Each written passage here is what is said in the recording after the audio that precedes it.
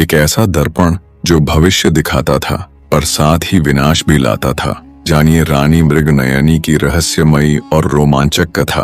प्राचीन काल की बात है। सौम्यगढ़ नामक समृद्ध राज्य पर महाराज सत्यवीर का शासन था। वे धर्मप्रिय, न्यायप्रिय और अत्यंत पराक्रमी शासक थे। उनके राज्य में सुख शांति का वास था और प्रजा उन्हें देवतुल्य मानती थी। महाराज सत्यवीर की महारानी मृगनयनी अपनी अनुपम सुंदरता, अद्वितीय बुद्धिमत्ता और असीम धैर्य के लिए प्रसिद्ध थीं। उनके नेत्र हिरण के समान विशाल, चंचल और गहरे थे, जिससे उन्हें मृगनयनी नाम प्राप्त हुआ। वे केवल रूपवती ही नहीं, अपितु अद्भुत पराक्रम और नीति में निपुण थीं। राजमहल में एक गुप्त कक्ष था जिसमें जादुई दर्पण रखा था। यह साधारण दर्पण नहीं था, अपितु दिव्य वरदान स्वरूप एक रहस्यमयी वस्तु थी। कहा जाता था कि जो भी इसमें झांकता उसे अपने भविष्य की झलक मिलती थी, परंतु यह भी कहा जाता था जो सत्य को सहने की क्षमता नहीं रखता वह इस दर्पण में कदापि न झांके, अन्यथा भाग्य उसके ही हाथों विनाश को प्राप्त होगा। एक रात्रि मृगनयनी ने एक विचित्र स्वप्न देखा। वे एक अंधकारमयी गुफा में खड़ी थीं, जहां चारों ओर घना कोहरा था। अचानक उनके समक्ष वही ज्योतिर्मय दर्पण प्रकट हुआ। दर्पण में एक रहस्यमयी आकृति उभरने लगी और एक गंभीर वाणी गूंजी, हे मृगनयनी, तुम्हारे राज्य और परिवार पर घोर संकट आने वाला है, परंतु ध्यान रहे, तुम्हारे ही हाथों तुम्हारा भाग्य लिखा जाएगा। इतना सुनते ही नींद टूट गई और रानी घबराकर जाग गईं। उनका हृदय तीव्र गति से स्पंदित हो रहा था। यह केवल एक स्वप्न था या कोई दैवीय संकेत? रानी मृगनयनी का मन विचलित होने लगा। क्या यह वास्तव में कोई दैवीय संदेश था? उन्होंने कई बार महाराज सत्यवीर से उस दर्पण के विषय में पूछना चाहा, किंतु उनके मन में भय था कि यदि उन्होंने उस दर्पण में झांक लिया तो कहीं अनर्थ न हो जाए। परंतु एक दिवस उनकी जिज्ञासा इतनी प्रबल हो गई कि वे रात्रि के गहन अंधकार में, जब संपूर्ण महल निद्रालीन था, चुपचाप गुप्त कक्ष में प्रविष्ट हुईं। कक्ष में प्रवेश करते ही एक रहस्यमयी आभा चारों ओर व्याप्त हो गई। दर्पण का प्रकाश तीव्र होने लगा, मानो वह किसी को अपने भीतर झांकने के लिए आमंत्रित कर रहा हो। मृगनयनी ने भय और उत्सुकता के मिश्रित भाव से उस दर्पण में देखा और तभी एक भयानक दृश्य उनके नेत्रों के समक्ष प्रकट हुआ। राजा सत्यवीर रणभूमि में रक्त रंजित होकर भूमि पर पड़े थे। चारों ओर शत्रुओं का कोलाहल था और सिंहासन पर कोई और आसीन था। रानी के नेत्रों से अश्रु प्रवाहित होने लगे। क्या यह सत्य था? क्या यह भविष्य में होने वाली घटना थी? यदि ऐसा था तो क्या इसे रोका जा सकता था? कहानी का अगला भाग जल्द ही आ रहा है। कृपया सुनना जारी रखें। आप सुन रहे हैं जितेंद्र बॉस अद्भुत कथाएं, कहानी जो दिल छू जाए। अधिक रोमांचक और मनोरंजक कहानियों के लिए जितेंद्र बॉस अद्भुत कथाएं चैनल को सब्सक्राइब करें और जुड़े रहें। सुनने के लिए धन्यवाद। अगले प्रातः महल में एक नवीन समाचार आया। पड़ोसी राज्य के राजा भीमसेन ने युद्ध की घोषणा कर दी थी। पूरे राज्य में उथल पुथल मच गई। सेनापति चंद्रकेतु ने राजा सत्यवीर को तुरंत युद्ध के लिए प्रस्थान करने की सलाह दी, किंतु मृगनयनी का हृदय अशांत हो उठा। उन्होंने शीशे में जो देखा, क्या वह सत्य सिद्ध होने जा रहा था? रानी ने अपने भीतर साहस का संचार किया और राजा सत्यवीर से निवेदन किया, प्राणनाथ, यह युद्ध सरल नहीं होगा। मुझे शंका है कि शत्रु से अधिक संकट हमारे ही किसी विश्वास पात्र से उत्पन्न होगा।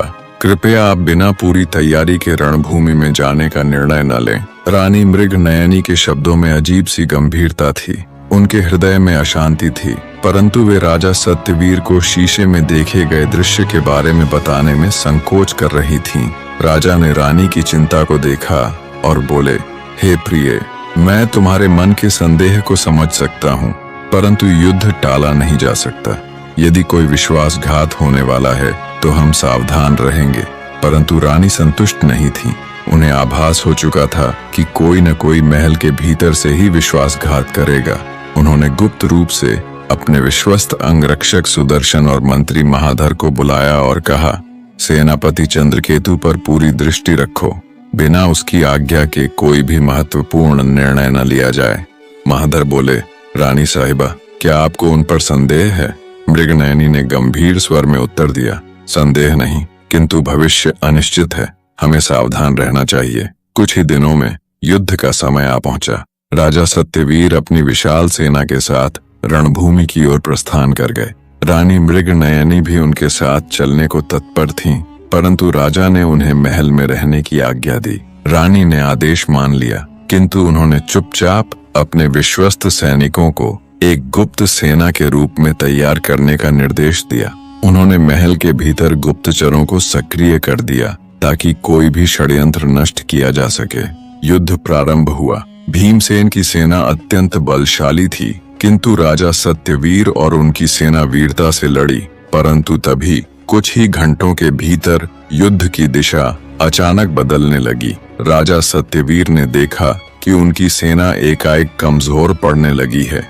जब उन्होंने कारण जानने का प्रयास किया तो झांत हुआ कि सेना को पीछे से ही धोखा दिया गया है। कोई उनके ही शिविर से गुप्त रूप से शत्रु को सूचना भेज रहा था। तभी राजा ने देखा कि सेनापति चंद्रकेतु स्वयं पीछे हट गए थे। उन्होंने अपने कुछ विश्वस्त सैनिकों को राजा का साथ छोड़ने का संकेत दिया। अब राजा को यह समझने में देर न लगी कि मृगनयनी का संदेह सत्य था। चंद्रकेतु एक विश्वासघाती था। इधर महल में रानी को इस षड्यंत्र की सूचना शीघ्र ही मिल गई। उन्होंने बिना समय गंवाए अपने गुप्त सैनिकों को संगठित किया और स्वयं रणभूमि की ओर प्रस्थान किया। जब रानी युद्ध भूमि पहुंची तो उन्होंने देखा कि राजा सत्यवीर घायल होकर भूमि पर पड़े हैं और चंद्रकेतु अपने सैनिकों के साथ राजा की ओर बढ़ रहा है। रानी का क्रोध प्रज्वलित हो उठा। उन्होंने अपनी तलवार उठाई और सिंहनी के समान गर्जना करते हुए चंद्रकेतु के समक्ष आ खड़ी हुई। रुक जा विश्वासघाती, यदि तूने राजा की ओर एक भी कदम बढ़ाया तो यह मेरी तलवार तेरे प्राण हर लेगी। चंद्रकेतु ठिठक गया। उसने उपहास करते हुए कहा, रानी, तुम एक स्त्री हो, तुम्हारे कोमल हाथ तलवार नहीं पकड़ सकते। रणभूमि वीर पुरुषों के लिए होती है, स्त्रियों के लिए नहीं। रानी ने अपने नेत्रों में अग्नि भरकर उत्तर दिया, रणभूमि केवल पुरुषों की नहीं होती, यह केवल वीरों की होती है। और याद रख, जो धर्म के मार्ग पर चलता है वह सदा विजयी होता है। इतना कहकर रानी मृगनयनी ने तलवार उठाई और चंद्रकेतु पर तीव्र प्रहार किया। रानी और चंद्रकेतु के बीच भीषण युद्ध हुआ। मृगनयनी ने अपने चातुर्य और शस्त्र कला से चंद्रकेतु को बार बार पीछे धकेला। अंततः रानी ने एक ही वार में चंद्रकेतु को परास्त कर दिया। सिंहपुर की सेना में जोश भर गया। राजा सत्यवीर के सैनिकों ने पुनः शक्ति अर्जित की और भीमसेन की सेना को परास्त कर दिया। युद्ध के पश्चात जब रानी महल लौटी तो उन्होंने पुनः उस जादुई शीशे के समक्ष जाकर देखा। इस बार शीशे में जो दृश्य प्रकट हुआ वह भिन्न था। अब शीशे में राजा सत्यवीर और स्वयं मृगनयनी सिंहासन पर बैठे थे और राज्य पहले से अधिक शक्तिशाली बन चुका था। शीशे से वही गूंजती हुई आवाज आई, हे मृगनयनी, तुमने यह सिद्ध कर दिया कि भाग्य पूर्व निर्धारित नहीं होता। यह केवल एक संभावना है जिसे केवल साहसी व्यक्ति ही बदल सकता है। जो अपने परिश्रम और बुद्धिमत्ता से कार्य करता है वही अपने भविष्य का निर्माता होता है। रानी मुस्कुराई। उन्होंने शीशे को प्रणाम किया और फिर उसे सदा के लिए गुप्त कक्ष में बंद कर दिया। उस दिन के बाद मृगनयनी और सत्यवीर के शासन में सौम्य ग्रह पहले से भी अधिक शक्तिशाली और समृद्ध हो गया। और इस कथा से यह शिक्षा मिलती है कि भविष्य कोई स्थायी सत्य नहीं बल्कि मिट्टी की भांति होता है, जिसे इच्छा शक्ति और परिश्रम से जैसा चाहें वैसा गढ़ सकते हैं।